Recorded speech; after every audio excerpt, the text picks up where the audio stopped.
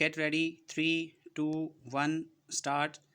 Learned Counsel for the appellants contends that initially the FIR was lodged by the complainant as a blind murder. However, he had expressed a suspicion against two groups, one comprising of Rab Nawaz, Muzaffar and Bashir Ahmed, and another comprising of Shahid and Fakir Muhammad.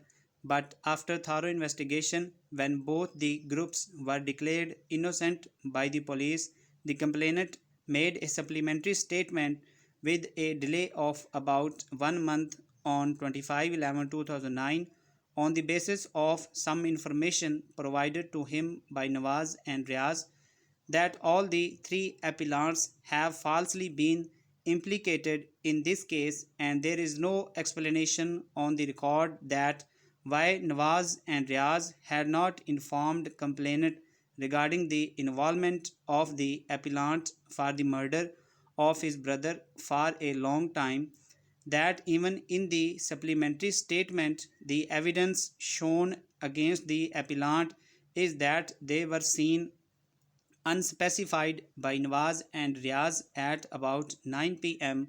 between the night of 25 and 26/10/2009, present near the pulley armed with unspecified firearms. Therefore, this is a case against the appellants without any legal evidence and is based upon circumstantial evidence.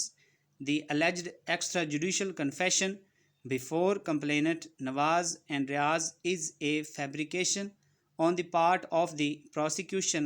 Except extrajudicial confession, there is no other evidence against the appellants in this case, and evidence of recovery that is only a corroborative piece of evidence is also a fabrication on the part of police and even otherwise is inconsequential to the prosecution, as the amputees recovered from the place of occurrence were sent to the forensic science laboratory on 11/12/2009 after the arrest of the appellants on 13/12/2009.